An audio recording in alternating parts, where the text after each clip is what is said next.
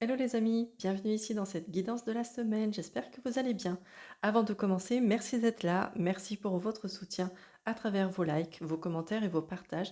Pensez également à vous abonner, tous ces gestes m'aident énormément à me faire connaître. D'ailleurs, petite présentation en vitesse, Florence Guidance, cartomancienne, je propose des guidances privées et des analyses de rêves.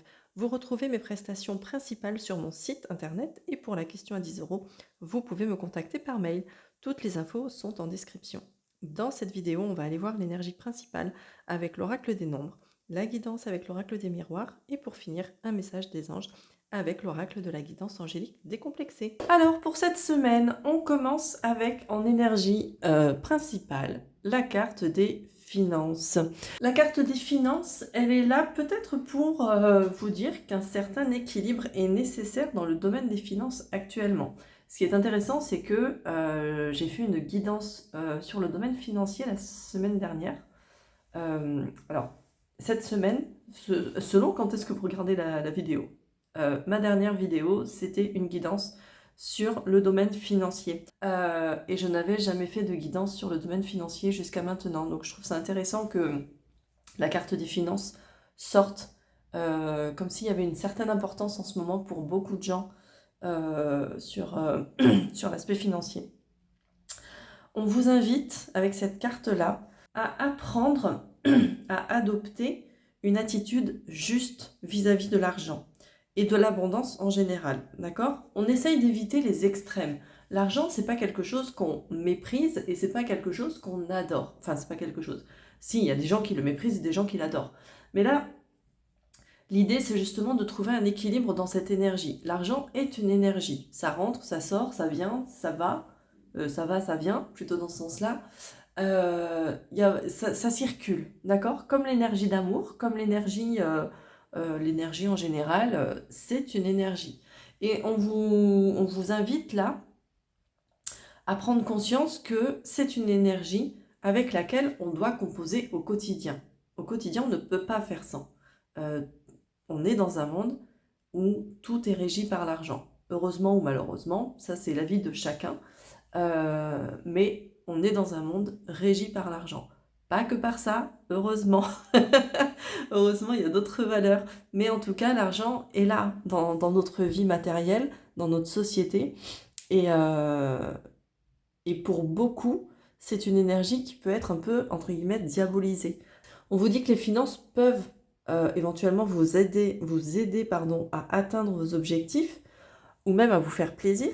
Et il n'y a aucune honte à se faire plaisir dans la vie, d'accord? C'est même plutôt agréable. Mais malgré tout, on vous conseille de ne pas en faire un but en soi. C'est-à-dire que si vous vous lancez dans quelque chose, ne le faites pas pour l'argent. Faites-le parce que ça vibre en vous, dans votre âme et dans votre cœur. D'accord? On a d'ailleurs la guidance intérieure avec le message des anges, hein, qui, j'y reviendrai à la fin, qui nous parle de écouter son âme. Donc la carte des finances, en fait, c'est là pour nous dire que l'argent mérite notre intention, notre attention. C'est intéressant comme lapsus révélateur. Comme finalement n'importe quel autre domaine de la vie. Et sans, encore une fois, sans passer par les extrêmes. Ensuite, avec l'oracle des miroirs, on commence avec la carte de l'accusation. Avec la carte de l'accusation, ce qui est intéressant, c'est qu'on a ce gugus-là. Je vais prendre les deux cartes.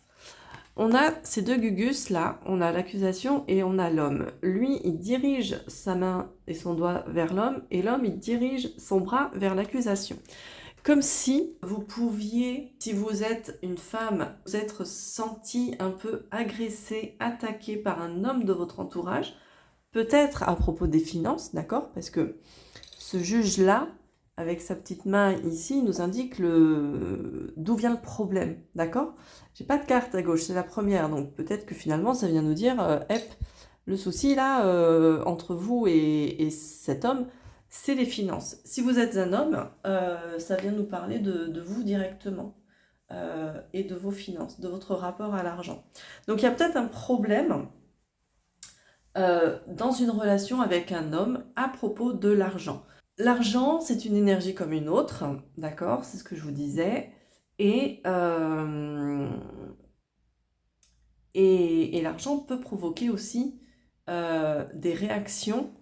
Alors quand je dis l'argent, c'est l'argent, le manque d'argent, tous les sujets de conversation liés à l'argent peuvent mener à des conversations où on peut éventuellement se sentir attaqué. D'accord? Euh, Où on peut se sentir peut-être honteux de ne pas avoir assez d'argent, honteux de ne pas pouvoir payer ses factures. Il y a vraiment cette notion-là, d'accord? Et donc on se sent peut-être attaqué par une personne de notre entourage, parce qu'on a l'homme et on a l'amitié. Donc il y a vraiment une personne de notre entourage qui est là. Euh,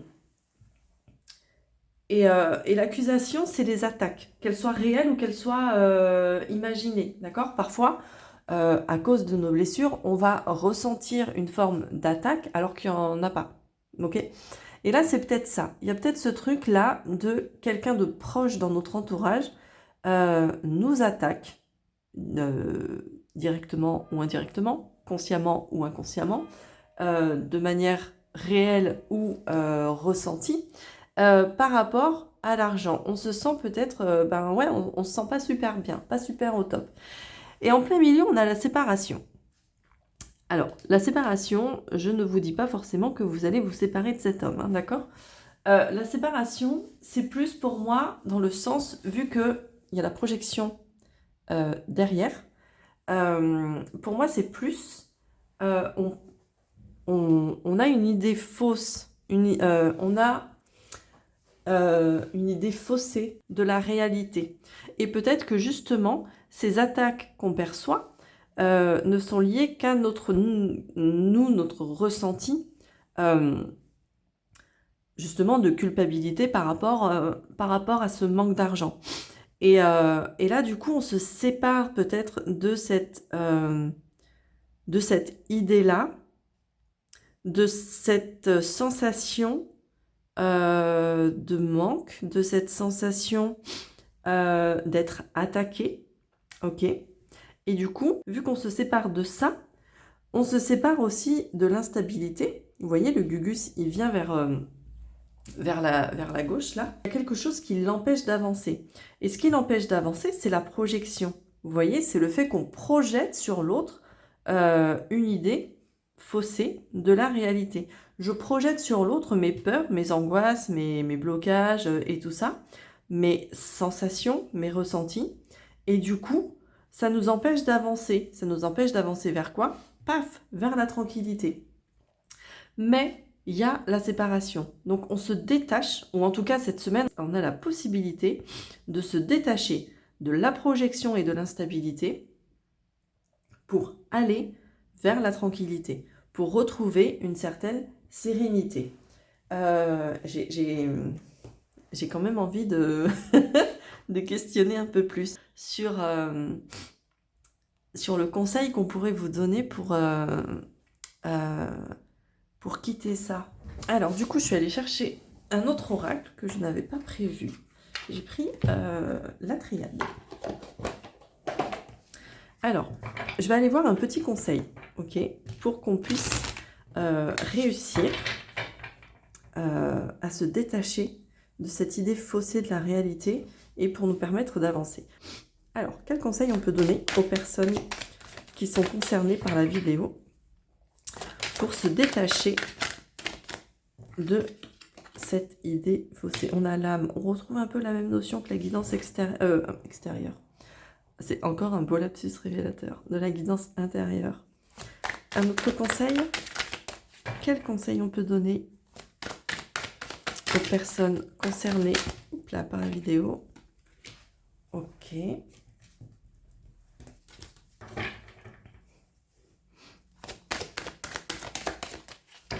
Quel conseil on peut donner aux personnes concernées par la vidéo pour sortir de cette idée faussée de la réalité? Alors, avec la carte de l'âme, déjà pour commencer, au niveau matériel, financier, on nous dit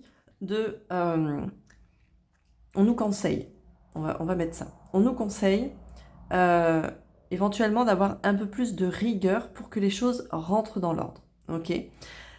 La carte de l'âme, elle annonce de manière générale, une amélioration pour toutes les questions qui concernent l'argent. Ok, je vais vous la mettre un peu plus visible ici. Donc on a ça qui ressort, d'accord. Remettre un peu d'ordre avec un peu de rigueur dans la vie pour que on puisse arriver à cette amélioration annoncée, ou en tout cas une période favorable pour toutes les questions qui concernent l'argent. Ensuite, on a la carte du sacrifice. La carte du sacrifice, elle nous dit que la situation est compliquée, mais que en faisant les efforts, en faisant les concessions nécessaires, on peut régler les problèmes. On nous invite à la patience et à la persévérance. Okay, donc il y a vraiment là la notion de rigueur, la notion de patience et de persévérance. Donc il y a vraiment cette notion de, je vais dire, on sort les doigts du cul un petit peu pour y aller, d'accord. On fait des choses avec rigueur, mais par contre on patiente, parce que les choses ne peuvent pas forcément arriver du jour au lendemain, d'accord. Et pour finir, on a le papyrus ici. Et avec le papyrus, là, hop, on peut être dans la notion que on est, entre guillemets, trop tourné vers le matériel. Donc quand je dis trop tourné, c'est que ça prend trop d'importance dans votre vie, d'accord? Alors si vous êtes en difficulté financière, j'ai envie de vous dire, c'est normal que ça prenne de l'importance, ok? Mais tout à l'heure, au tout début, là, avec la carte des finances, je vous parlais des extrêmes. Et là, peut-être que ça prend des extrêmes qui ne sont pas bons pour vous, bons pour votre âme, bons pour votre mental, ok? Peut-être que votre mental commence un peu ou tourne déjà en boucle sans arrêt, d'accord? Donc il y a vraiment certaines choses de cet ordre-là. Le papyrus, c'est une carte aussi qui vous invite, entre guillemets, à tenir bon, parce que la situation financière va s'améliorer. Donc vous voyez, on a 3 cartes qui nous invitent à la rigueur, à la persévérance, à la patience, mais dans l'optique d'une amélioration quand même. Donc c'est quand même plutôt cool, plutôt rassurant, j'ai envie de dire. Pour terminer, on a le petit message des anges. On a la guidance intérieure avec l'archange Métatron. Les mots-clés de cette carte-là, c'est la sécurité intérieure, la confiance, la libération, le lâcher-prise, la détermination et la protection et l'ancrage. Donc il y a pas mal de mots-clés. Là, avec cette carte-là, on vous invite à vous reconnecter tout simplement à votre âme, à laisser plus de place à votre guidance intérieure justement, à lui laisser plus de place pour que vous puissiez vous laisser guider par elle. En ce moment, vous avez peut-être, notamment si vous êtes dans des difficultés financières, vous avez peut-être envie de tout comprendre, de tout contrôler dans votre vie, mais du coup, ça vous coupe complètement des élans de votre âme. Vous n'arrivez plus à l'entendre et vous n'arrivez plus à savoir vers quoi aller, vers où vous diriger, qu'est-ce qu'il faut faire ou pas faire. Et là, c'est vraiment une invitation du coup à lâcher prise avec tout ça, à vous poser peut-être moins de questions. Le mental, il est bien gentil, mais on le laisse de côté et il nous lâche la grappe un petit peu. Et on accepte finalement d'être dans l'incertitude et de ne pas savoir où on va. Ok, on accepte ça. Suivre sa guidance intérieure, ça demande vraiment de s'abandonner à elle en toute confiance. Et c'est pas évident ça. Cette carte-là de la guidance intérieure, elle vous parle aussi de dualité, de ce que vous pensez peut-être être bien de faire pour régler votre situation, ou de ce qui est bien ou pas bien, d'accord, et notamment par rapport à ces blocages sur l'argent. Et en fait, avec cette carte de la guidance intérieure, c'est une invitation à être un peu plus souple avec ses points de vue. Ça veut dire que au final, vous arrivez à vous ouvrir peut-être à certaines perspectives pour lesquelles aujourd'hui vous êtes, enfin face auxquelles aujourd'hui vous êtes complètement fermé parce que vous n'arrivez plus à être connecté à votre guidance intérieure. Donc on se reconnecte à soi. Pour se reconnecter à soi, il y a plusieurs méthodes possibles, ça dépend de chacun. Voilà ce que je pouvais vous dire pour cette semaine. Donc tenez bon encore un petit peu et n'hésitez pas à me dire en commentaire si ça vous parle. Ça me fait toujours plaisir de vous lire.